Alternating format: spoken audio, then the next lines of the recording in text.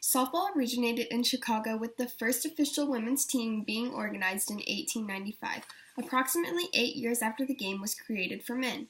Back in the early days of women's softball, a slow pitch was encouraged because it was believed that a fast pitch might break a woman's bones.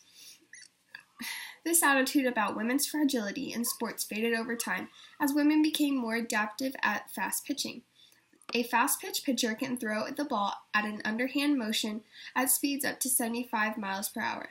The pitching style of fast pitch is different from that of slow pitch softball. Pitchers in fast pitch softball usually throw the ball using a windmill type movement. In this style of pitching, the pitcher begins with her arms at her hips. The pitcher then brings the ball in a circular motion over the head, completes the circle back down at the hip, and snaps at the hand. Exactly like this picture.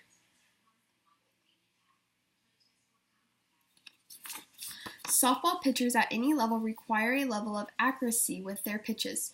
The pitch starts with a grip and ends with a follow-through after the ball is released from the hand of the pitcher. A perfect grip depends on which pitch the pitcher is throwing.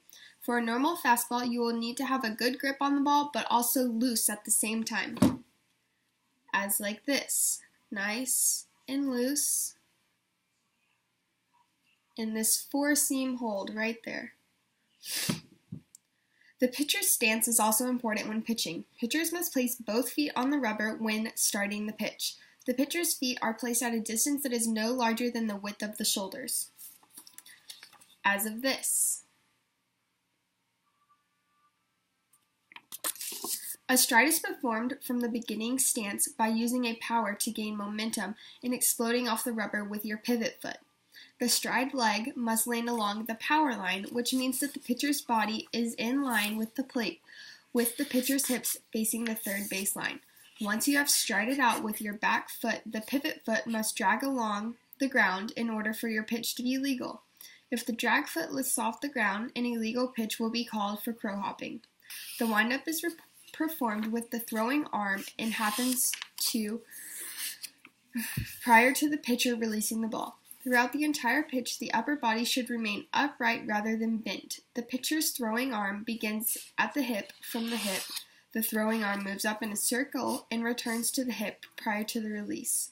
The pitcher's arm should remain tight into the body and to keep control of the pitch. As of this. The release is one of the most important motions for an effective pitch. The release technique consists of wrist snapping and allowing the ball to roll off your fingertips when arms reach the hip, also called spin. When pitching, you really want to have a lot of spin on your ball. That will increase your velocity. The follow-through is the last motion of the pitch. After releasing the ball, you want to follow through with your arm and finish up at the top of your shoulder.